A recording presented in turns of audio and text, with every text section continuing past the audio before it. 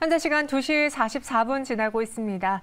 오늘 시장에서 말씀드린 것처럼 전강 후약, 어제도 좀 그랬죠. 그래도 어제는 코스닥에서 외국인 기관의 매수로 인해 1%대 상승을 유지해냈는데 오늘은 이보다도 더 약한 흐름입니다. 왜 그런 건지 그 안에서의 또 움직임 두 분과 함께 정리해보죠. 김민수 대표, 임순재 대표 나왔습니다. 어서 오세요. 네, 안녕하십니까. 세 가지 실시간 특징주로 시장을 정리해볼 수 있을 것 같은데요. 첫 번째 바로 만나보시죠. 120만 원 선 재차 밟은 에코프로입니다. 시총 1위에 등극이 되었고 보름여 만에 다시 120만 원 선으로 올라온 건데요. 어제도 저희가 에코프로 이야기했잖아요. 그랬었나요? 네. 예. 당시에 여러 가지 전 회장의 CEO 리스크 이런 거 크게 왈가왈부 하지 말고 그냥 이 회사의 펀더멘탈을 보자. 그냥 중장기적으로 들고 갈 만한 종목이고 오히려 조정 시 매수 관점이다라고 이야기해 주셨는데 오늘 또 좀 급격하게 쏘아 올린 모양이어서 네. 왜 그랬는지 뉴스를 찾아봤어요. 중국산 전기차 부품 그거에 대한 규제, 미국 규제 이런 이야기가 있던데 정말 이 뉴스 때문에 오른 거 맞습니까? 아니요. 네. 그냥 주가가 오르면 또 이유를 찾아야 되겠죠, 열심히. 호재거리를 찾죠. 네. 근데 이거는 그런데 왜 에코프로가 올라갑니까? 그거는 이제 말이 안 되지만 찾는 과정에서 나왔다고 봐야 될 것 같고 특히 만약에 이걸 해석을 하게 되면 중국이 계속 어떤 영역을 확대하려고 하는데 미국은 여전히 미국 정부는 네. 규제를 하려는 의지가 높다라는 쪽으로 해석을 하게 되면 역시 아직까지는 중국이 여러 가지로 펼친다고 하더라도 북미 쪽으로 못 들어와라고 하는 흐름들이 나오는 것 같은데 또 하나 이 얘기는 앞으로 좀 더 가시화가 될 가능성이 높습니다. 네. 그러니까 지금 현재 중국에서 이제 여러 가지 돌파구를 찾다 보니까 합작법인들을 많이 세우고 있죠. 그래서 아마 한국도 지금 LG 솔루션과 중국에서 그리고 또 새만금에서 합작법인을 세우면서 이제 여러 가지 이제 진출에 대한 욕구를 좀 펼치려고 하는데 이거 관련된 쪽에서 아직까지는 구체적인 규제가 지금 나오진 않은 상황들입니다. 그런데 아마 지난 반도체법을 차용을 하게 되면 또 중국의 합작법인 관련돼서 한 25% 정도 지분 넘어가게 되면 거의 중국 영향력이 크다라고 보고 거기서 이제 규제가 들어올 가능성이 높은 이런 쪽도 얘기를 하고 있는데 아니 그렇게 되면은 그럼 필요한 광물들 어디서 찾으라는 얘기냐? 네. 예, 그동안에 찾아야 되겠죠. 그런 과정들이 더 이어진다라고 하게 되면 그를 위해서 수직 계열화된 어떤 업체들의 앞으로의 가치는 더 올라간다. 이렇게 볼 수 있겠죠. 그런 쪽으로 봤었을 때 마찬가지로 에코프로도 그렇지만 포스코홀딩스 차트도 이쁘게 바뀌고 있거든요. 네. 네, 그런 쪽도 봤었을 때 계속 수급 관련된 이슈도 물론 있긴 있겠지만은 수직 계열화가 가장 지금은 제일 좋은 어떤 단서가 아니겠느냐라는 관점 쪽에서 MSCI 수급은 일단은 거의 8월 안에 끝난다고 하더라도 네. 이쪽 관련된 쪽 뺀다고 하더라도 계속 관심은 있게 봐야 되는 흐름으로 봐야 될 것 같습니다. 네, 지금 수급도 그래도 MSCI 지수 편입으로 인해서 유입이 되고 있는 중이고 물론 이것 때문에 오늘 올랐다라고 말하기는 어렵지만 그래도 미국에서 계속 중국의 이 전기차를 견제하려는 움직임이 국내 시장에서는 그래도 호재로 작용할 수 있을 것이다라는 이야기였습니다. 물론 그것 때문에 오늘 에코프로가 오른다라고 볼 수는 없는데 그동안 에코프로를 포함한 2차 전지주들이 좀 많이 조정을 받았잖아요. 네. 그 배경엔 실제 데이터에 대한 불안 요인들이 있었어요. 전기차 판매량이 지난해랑 비교해봤을 때 그 상승폭이 많이 줄어들었다. 네, 그렇죠. 그렇게 되면 우리가 가장 믿었던 2차 전지, 전기차에 대한 성장 동력의 힘이 줄어드는 거 아닐까라고 우려하고 있거든요. 일단 그거에 대한 판단은 계속 그런 데이터가 하루 이틀 나온 게 아니기 때문에 올 초부터 계속 나왔거든요. 네. 나왔는데도 불구하고 2차 전지 관련주들이 이제 계속 강했다라고 보시면 될 것 같고요. 특히 이제 미국 시장 내에 이제 중국 업체들의 진출 상당 부분 좀 제한될 거 아니냐라는 그런 기대감이 있다라고 보여집니다. 그러니까 그런 것 때문에 좀 많이 올랐다라고 보시면 될 것 같고요.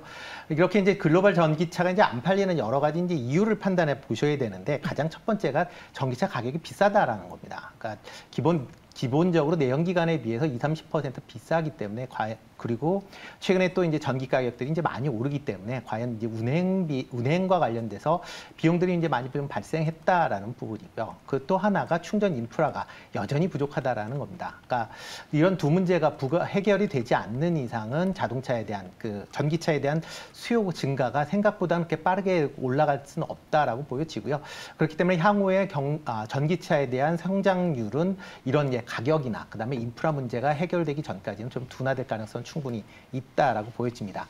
그러다 보니까 이제 테슬라를 비롯해서 글로벌 이제 완성 업체들이 좀 더 싼 이제 전기차를 공급하기 위해서 네. 기존의 이제 삼원계보다 이제 가격대가 이제 낮은 LFP에 대해서 사용량이 증가할 수밖에 없다라고 보시면 더 맞지 않을까 싶습니다.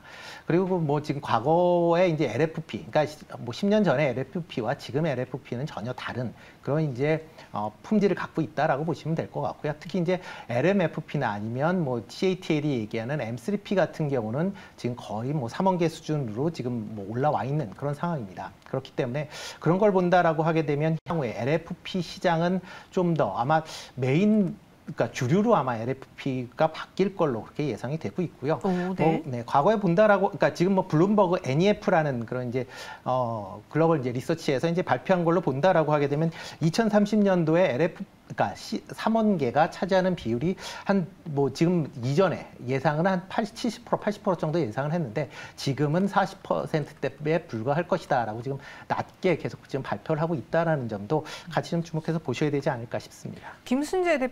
임순재 대표님.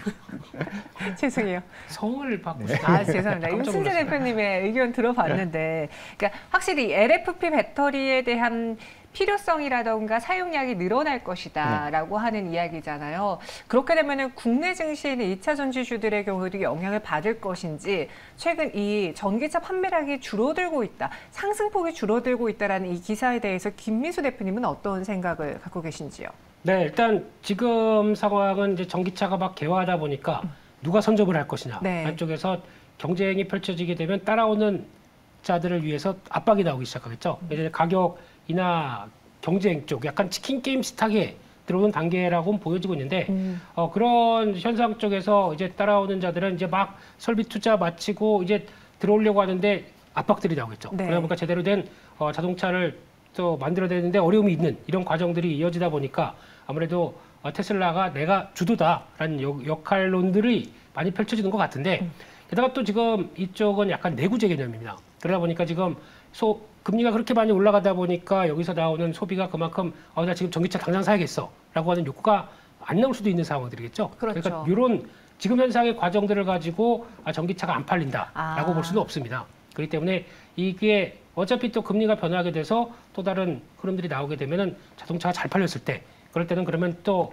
그때와 지금과 반대 현상이 나오겠죠. 네. 그러면 또 그때는 아마 가장 또 많이 지켜봐야 될 게 또 관련된 부품주 이런 것들도 지켜봐야 되긴 하겠지만 지금 시점에서 지금 당장 보이는 게 다는 아닙니다. 그렇기 때문에 그런 면을 체크하시고 아마 LFP 관련된 쪽에서 대세가 된다고 하더라도 영역이 다르다고 생각합니다. NCM 계열과 LFP가 할 수 있는 역할은 다르기 때문에 그게 또 해서 시장의 주도로 간다고 하더라도 또 하나의 축으로 나오기 시작한다라고 하게 되면 또 그렇다고 해서 이게 또 만약에 LFP가 대세가 된다고 하더라도 국내 업체들이 LFP를 개발해서 부품 쪽에 들어갈 겁니다. 그렇기 때문에 중국산이 거기까지 여파가 들어오는 거는 철저히 경계하고 있는 모습이기 때문에 너무 지금 그에 따라서 이게 아니고 이쪽이야? 라고 또 편 가를 필요는 없다고 생각됩니다. LFP 배터리 사용이 늘어난다 하더라도 중국이 이 시장을 잡고 있다 하더라도 미국이 중국을 견제하고 있기 때문에 완전히 우리 시장이 뺏겨버리거나 중국에게 뒤처지진 않을 것이다. 너무 우려할 필요 없다라고 이야기해 주셨고요. 실제로 이 전기차 판매량이 상승폭이 줄어드는 게 전기차에 대한 성장성이 떨어져서가 아니라 지금 이 경기도 고려를 해봐야 된다라는 이야기까지 들었습니다. 그럼 이 상황에서 일단 에코프로가 어느 정도 하방 경직성을 다지고 다시 한번 올라온 상황이잖아요. 이 120만 원 선까지 올라왔습니다. 여기서는 어느 정도 기술적인 분석이 필요할 타이밍일까요? 아니면은 그 안에서의 박스권 흐름이 나타나게 될까요? 일단 뭐 에코프로 같은 경우는 기술적으로 아마 매매를 하셔야 되지 않을까라는 생각이 들고 있고요. 아마 네. 130만 원 정도 되면 아마 다시 조금 이제 매물대가 이제 나올 가능성은 좀 있다. 약간의 저항을 받을 수 있다. 있다라고 보여지고요. 그리고 이제 에코프로 같은 경우는 지금 뭐 이게 그 기술적인 거 뭐 얘기들을 많이 하시긴 그러니까 이제 기본적으로 향후에 좋아질 것이다라고 얘기는 하지만 아직 이제 불확실성에 대한 그런 기대감으로 좀 매수를 하고 있다라고 보면 지금 상황에서는 뭐 그냥 기술적인 분석 차원에서 아마 트레이닝 관점으로 접근하시는 게 좀 더 맞지 않을까라는 생각을 하고 있고요. 뭐 전기차 경기 둔화 때문에 이제 전기차 그러니까 차량의 판매가 줄었다라고 하지만 내연기관차는 판매가 좀 많이 이루어지고 있습니다. 특히 이제 하이브리드 차량은 계속 판매가 지금 많이 이루어지고 있다는 점도 좀 같이 좀 보시는 게 어떨까 싶습니다. 2차 전지주에 대한 투자 전략으로 저희가 어제 장비 이야기도 했었어요. 네. 근데 실리콘 음극재에 대한 관심도 좀 커지고 있던데 그동안 2차 전지 소재의 대장 역할을 양극재가 해줬고 최근에 이 양극재 가격에 대한 부담이 있다면 실리콘 음극재 혹은 장비 쪽으로 시선을 돌려보는 것도 하나의 좋은 전략입니까? 아니면 굳이 또 그렇게 고민하지 말고 기존 가져가던 거 가져가는 게 좋을까요? 네, 돈이 많으시면 상관이 없겠지만 네.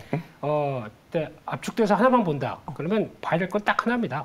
그렇게 압축된 수직 계열에 대한 회사 딱 둘 중에 하나 이렇게 보시는 게 맞을 것 같고요. 네. 근데 지금 만약에 지금 사이클상으로 보게 되면 어제 말씀드렸던 장비 쪽도 마찬가지고 맞아요. 또 지금 실리콘 음극재가 앞으로 내년부터는 확 커질 것이다 라는 쪽과 그러면 그걸 감싸는 CNT 도전제 당연히 커질 것이다 이런 쪽으로 바라보는데 여기서 가장 큰 숙제가 뭐냐면은 그렇게 그만큼 커졌었을 때 대응을 할 수 있는 업체들이 있겠느냐라는 네. 쪽으로 봤을 때 그러면 지금 충분히 설비 투자 증설해 놓고 그걸 준비하는 회사들 이게 또 가장 좋을 것 같고 그러면 또 하나가 증설을 다 했는데 막상 수주가 나와야 되겠죠. 이것도 하나의 연결고리라고 하게 되면 그렇게 많은 업체들이 지금부터는 수주 확인되는 대로 그다음에 레벨업 할 겁니다. 그러니까 지금은 기다려 보시다가 수주의 변화 보고 그다음에 이쪽이 드디어 커지는구나 라고 대응하신 게 딱 맞지 않나 싶습니다. 알겠습니다.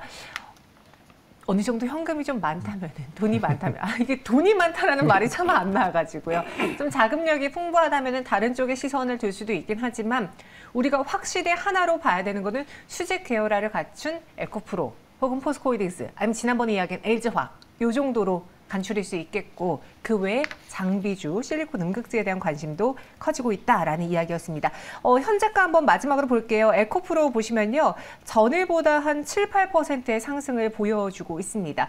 오늘 그 외의 종목들도 오르지만 에코프로 8.09% 오른 127만 원까지 회복했고요. 에코프로 BM도 동반 상승을 연출하고 있습니다. 이어서 두 번째 실시간 특징주 만나보시죠.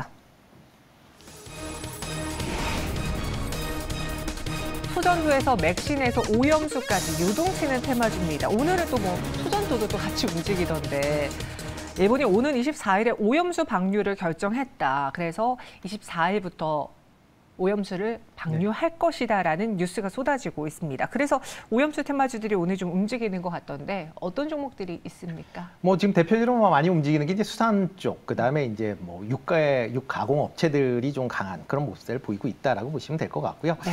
뭐 일단 뭐 오염수 관련돼서 뭐 지난번에 한번 이제 이걸 테마로 이제 움직였었던 종목들이 지금 같이 좀 움직이고 있다라고 보시면 되는데요. 일단 뭐 수산주 같은 경우에는 지난번에 움직였던 이유는 이제 방류 일정쯤 정해지면 그 전에 수산물에 대한 이제 소비가 증가하지 않을까라는 기대감 때문에 이제 올랐다라고 보면 되는데 이번 같은 경우는 이제 방류가 결정된다라고 하게 되면 어차피 전 세계 바다가 다 이제 오염이 된다라는 이제 그런 관점에서 본다라고 하게 되면 네. 과연 뭐 수산물이 뭐 길게 뭐 테마를 형성할 수 있겠느냐라는 건 조금 의심을 갖는다라고 보시면 될 것 같고요. 특히 이제 소금 관련주도 이제 비슷한 관점에서 접근하시는 게 맞지 않을까 싶습니다. 뭐 후쿠시마 오염수에 대해서 뭐 여러 얘기가 나오곤 있지만 뭐 태평양을 지나서 이제 국내에 들어올 때까지 이제 시간이 걸린다라는 부분이 있고요. 또 하나가 이제 중국 같은 경우도 원전을 상당히 그러니까 우리나라 서해 쪽에 많이 건설을 하고 있습니다. 그래서 거기서 나오는 오염 관련된 물질도 그러니까 어떻게 보면 일본보다 더 많이 지금 나오고 있는 상황이기 때문에 네. 그런 걸 생각을 하면 지금 과연 소금 관련주들도 그거에 맞춰서 움직이는 게 맞는 거냐라는 건 좀 의문시는 되고 있습니다. 그렇지만 시장 내에서 일단 뭐 테마를 받았기 때문에 그래서 이제 움직이고 있다라고 보시는 게 좀 더 맞지 않을까라는 생각을 하고 있고요. 아마 이쪽 분야 그냥 테마는 테마로 끝나시는 게 좀 더 낫지 않을까라는 생각을 해보고 있습니다. 지난번에 또 그런 이야기 했잖아요. 지금 당장 사재기를 한다 하더라도 추후에 정말 오염수가 방류되면 오히려 수산물에 대한 관심 저하로 이어질 것이다. 그렇게 되면은 다시 또 관련주들이 떨어질 텐데 이게 정말 수혜주가 맞나요? 라는 이야기를 해봤는데 오늘 또 어김없이 그 흐름이 반복되고 있습니다. 김민수 대표님, 요즘 너무 이렇게 테마주들이 요동치는 것 같은데 오늘도 초전도체도 움직이고 맥시는 오히려 어제와 달리 오늘 좀 떨어지고 왜 이렇게까지 움직이는 걸까요? 뭐 시장길이 없습니까? 그러니까요. 네. 이렇게 정신없이 움직이는 시장을 보면서 느끼는 건 딱 하나입니다. 시장이 방향을 지금 못 잡고 있죠. 네. 그리고 또 어떤 반등하고 좀 제대로 또 탄력을 갖지 못하다 보니까 시장이 마음이 급한 거죠. 마음이 급해질 때 어떤 현상이 나오냐면은 그냥 내일은 모르겠고 오늘 하나만 제대로 걸려라. 이거에서 그냥 수익 내고 그다음 내일 또 움직이는 테마 가서 또 대응할게. 따라잡고. 그렇죠. 그렇게 하는 우리 정현 앵커의 마음이 그대로 반영된 시장의 움직임이라고 보여지고 있기 때문에 네. 그런 어떤 급한 마음으로 가게 되면 이제 불안한 눈빛하고 손가락이 되게 바쁘게 움직이죠. 네, 그런 쪽으로 하는데 막상 그렇게 여러 가지 매매하면서 나와서 피곤은 하죠. 그 장 딱 끝나고 나게 되면 돈을 얼마나 벌었나라고 하게 되면 생각보다 그렇게 못 봅니다. 네. 네. 저 예전에 한번 해봤습니다. 8,000원 벌었어요. 치킨도 안 되는군요. 네. 치킨 반마리 가격밖에 안 되는. 이게 테마주들의 경우에는 워낙 많이 오르락 내리락 하다 보니까 진짜 타이밍을 다 네, 잡는 그렇죠. 사람이 있을까 의아하더라고요. 그렇습니다. 그러니까 이게 지금 마음 급해진 시장의 하나의 성격이라고 생각되고 있고 그러다 보니까 지금 오히려 이쪽으로만 다 관심이 쏠려 있다 보니까 내년까지 해서 어느 정도 성과가 나올 수 있는 좀 긴 시각의 종목들은 좀 외면하는 경향들이 있죠. 그러면 상대적으로 그쪽에 기회가 더 있을 텐데 네. 지금 자꾸 이쪽으로 보다 보니까 나오는 하나의 시장의 단면이다. 근데 여기서 그쪽을 만약에 또 못 따라가게 되면 나는 굉장히 뒤처지는 느낌이 납니다. 근데 그럴 필요가 없다라는 쪽에서 그래서 중심 잡고 가자. 대한민국은 두 개의 축으로 성장축이다. 2차 전지, 반도체 두 개 쭉 잘 잡고 가보자라고 말씀드리는데 왜 이렇게 힘들죠? 그럼 이 오염수 테마주 두 분 모두 다 외면하겠다라는 입장이십니까? 뭐 굳이 하실 필요는 없지 않을까. 없지 않을까. 네. 김민수 대표님도요. 만약에 하게 되면 뭐 음식료 쪽은 네. 그래도 이번에 삼양식품을 통해서 Q가 확대된 어. 쪽의 흐름들이 나오기 때문에 그러면 이제 물가가 하락할수록 가격은 또 잘 안 뺄 거기 때문에 네. 그렇게 되면은 계속 음식료 쪽은 보는 게 맞겠다라는 쪽에서 만약에 찾는다고 하게 되면 저는 핫도그의 강자 네. 우양을 우양이 보겠습니다. 핫도그 강자예요? 네, OEM으로 국내에서도 그렇고 50% 점유율을 차지하고 있는데 자체 브랜드를 통해서 미국의 대형마트 쪽에 나가기 시작하면서 북미도 이제 뚫을 걸로 보여집니다. 그렇게 네. 되면 계속 지금 당장은 아니고요. 어떤 눌림목 들어올 때마다 관심 있게 보는 게 맞지 않겠느냐. 성과 나오게 되면 바로 레벨업을 시도할 것 같은데 증설을 하고 있습니다. 그렇다는 얘기는 핫도그 더 앞으로의 팔리겠네요. 더 코리안 만들어내요. 핫도그입니다. 네. 알겠습니다. 두 분 모두 다 오염수 테마주는 나는 접근하지 않겠다라는 의견 드렸습니다. 그런데 만약에 음식료 쪽 안에서 살펴보자면 굳이 이런 테마로 묶인 종목들 말고 실적으로 보여줄 만한 종목으로 접근하는 게 어떻겠느냐. 핫도그의 강자 코리안 핫도그 우양을 소개해 드렸습니다. 오염수 테마주 저희는 외면할게요. 마지막 실시간 특징주 만나보겠습니다. AI 진단 기업 정말 잘 나갑니다. 딥노이드도 52주 신고가를 기록했는데 수익이 본격화하는 뷰노, 루닛, 딥노이드다라고는 하지만 지난 2분기 실적 발표하고 루닛은 실망으로 인해 급락하기도 했었어요. 당시 저희가 언제 이 AI 의료주를 우리가 실적 보고 샀어, 기대로 산 거지라는 이야기도 한 적이 있었는데 그래도 매출이 크게 늘었다라는 거는 성장을 증명하는 거죠? 네, 그렇죠. 그렇다고 보셔야 되지 않을까 싶습니다. 어차피 해당 기업들이 다 실적이 좋아서 상장을 한 게 아니라 기술 특례로 이제 상장을 하다 보니까 네. 일단 기술 특례 업체들 같은 경우는 현재는 그만큼 이제 시장을 키우고 있다라는 게 이제 보여지는 게 가장 이제 좋은 어떻게 보면 지표다라고 보시면 될 것 같고요. 그렇기 때문에 지금 당장 수익을 기대하는 것보다는 계속 매출이 꾸준하게 증가하면서 그만큼 이제 시장을 이제 확대해 나가는 게 좀 더 중요하다. 라고 보시면 될 것 같습니다. 특히 루닛 같은 경우도 지금 매출이 그 순이익이야 조금 나빠졌다라고 하지만 매출 같은 경우도 지금 거의 매년 2배 가까이씩 지금 증가하고 있는 그런 모습을 좀 보이고 있는 그런 상황이고요. 뷰노 같은 경우도 지금 올해 상반기 같은 경우는 조금 이제 주춤하고는 있지만 여전히 기대감을 갖고 있다라고 보시면 될 것 같습니다. 여기에 또 이제 AI까지 이제 같이 열풍이 맞물리면서 주가가 좀 더 강한 그런 흐름세를 보였는데요. 이미 해당 기업들이 AI 관련돼서는 이미 진출해 받고 실질적으로 이제 뭐 진단 장비나 솔루션에 이제 적용을 하고 있다라는 게 시장에서 좀 더 각광을 받았다라고 보시면 될 것 같습니다. 그렇기 때문에 이런 부분이 아마 한동안은 좀 더 이어질 가능성은 충분히 있다라고 생각이 되고요. 그렇기 때문에 뭐 단기적인 것뿐만 아니라 중장기적으로도 조금 계속 유익 있게 보셔야 되지 않을까라는 생각을 해보고 있습니다. 매출이 늘어나는 걸 통해서 우리는 성장을 확인했고 기술 특례로 상장한 기업들에게 너무 실적으로 타이트한 기준점을 줄 필요는 없어 보인다라는 이야기예요. 그동안 대장으로는 루닛, 뷰노를 봤었는데 딥노이드도 오늘 52주 신고가를 경신했습니다. 그 리포트가 네. 본격적인 리레이팅 구간에 들어왔다라고 평가를 하던데 딥노이드 저 그래서 오늘 신고가인 줄 알았거든요. 네. 또 그건 아니더라고요. 네. 리포트 빨이죠. 네. 거기 나온 내용들을 잘 읽어보시게 되면 네. 진정한 AI 의류주냐? 아닙니다. 왜요? 나머지 원래 이 회사가 출발했던 게 이제 AI로 해서 비전, 머신 비전이라고 하는데 공항에 가시게 되면은 마약 뭐 있나 아니면 위험물 있나 이렇게 해서 엑스레이로 쭉 가면서 나머지는 사람이 앉아서 보고 있는데 네. 특이한 상황이 있었을 때 검사하는 걸 가지고 이어가는 대표적인 솔루션 업체라고 보는데 그게 단가가 그렇게 높지 않습니다. 전 세계 공항들을 다 해서 우리가 한다라고 해봐야 6천억인가요? 이 정도밖에 안 되는 상황인데 그걸 다 할 수 있을까요? 네, 이런 흐름으로 봤었을 때 거기서 시작해서 넘어가는 게 딥뉴로라고 하는 이것도 뇌 동맥류 AI 영상 판독 쪽으로 가는데 네. 딱 하나입니다.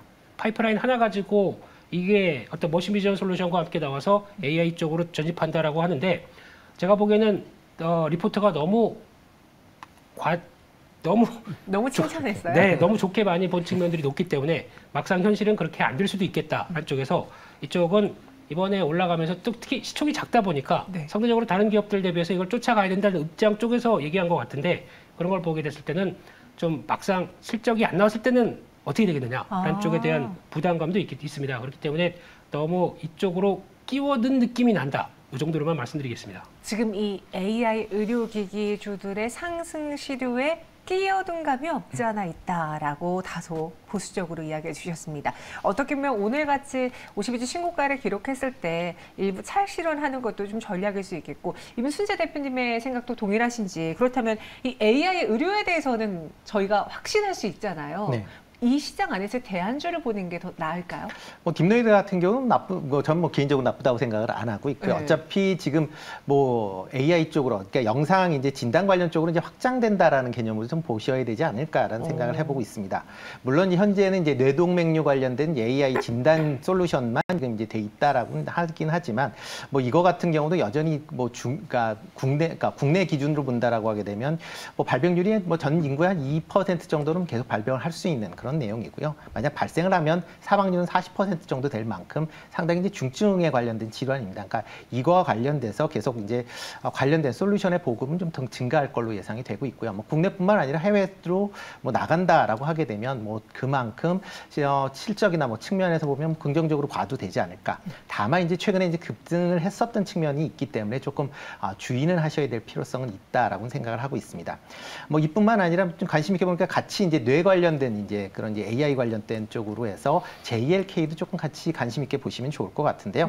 뭐 지난 그러니까 2018년도에 이제 시각처에서 뇌경색 진단 솔루션을 허가를 취득했습니다. 그러니까 뭐 뇌경색도 뭐 우리나라 국민 중에 많이 걸리시기 때문에 그런 부분을 계속 이제 확장한다라는 개념이고요. 특히 뭐 일본 같은 경우에는 뭐 뇌뿐만 아니라 폐질환 관련된 뭐 솔루션도 지금 허가를 취득한 상황이기 때문에 뭐 그런 관계로 본다라고 하게 되면 상대적으로 뭐 주가 상황 자체는 많이 못 올라오긴 그러니까 다른 종목에 비해서 뭐 저점에 대비해 많이 못 올랐지만 최근 들어 옆으로 좀 횡보하고 있다라는 관점에서 보면 한번 조금 관심 있게 보시는 것도 어떨까 싶습니다. JLK를 대안주로 말씀해 주셨고 김민수 대표님은 그냥 네. 루닛, 뷰노 그 대장으로 가실 겁니까? 핵심을 봐야죠. 핵심으로. 네, 이번에 보면 혁신 의료기술 통합과 관련된 쪽에서 신청을 한 건수를 보게 되면 네. JLK, 딥노이드 다 한 건씩입니다. 근데 뷰노나 루닛 같은 경우는 4건입니다. 그렇다는 얘기는 여기서 통과를 해서 나오게 되면은 결국에는 이제 가장 궁극적인 얘기. 네. 그러니까 급여 항목에 포함되느냐 이쪽으로 나오기 시작하는데 급여 항목을 아마 정부의 의도와 거의 같이 맞춘다고 되면 아마 조만간 이게 통과가 되게 됐었을 때 그러면 가장 누가 많이 수혜를 보느냐라고 했으면 그러니까 건강보험에서 다 커버가 되는 겁니다. 그러면 병원들이 안 할래 뭐 그냥 들어오기 시작하게 되면 다 돌려받는데 네. 그런 입장이라고 하게 되면 훨씬 더 커질 수가 있겠죠. 그러면 4배가 커집니다.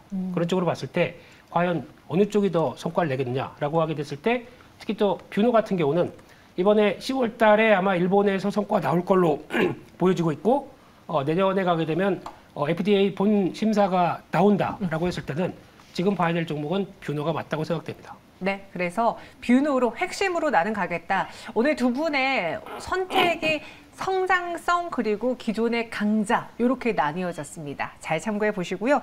지금 코스피는 0.18%의 강세를, 코스닥은 0.33%의 오름세를 보이고 있는 가운데 시장 안에서 오늘 오전에 강했던 HBM 반도체주들이 다소 약하고 그와 달리 테마주들로 코스피 상승률 상위가 가득 차 있습니다.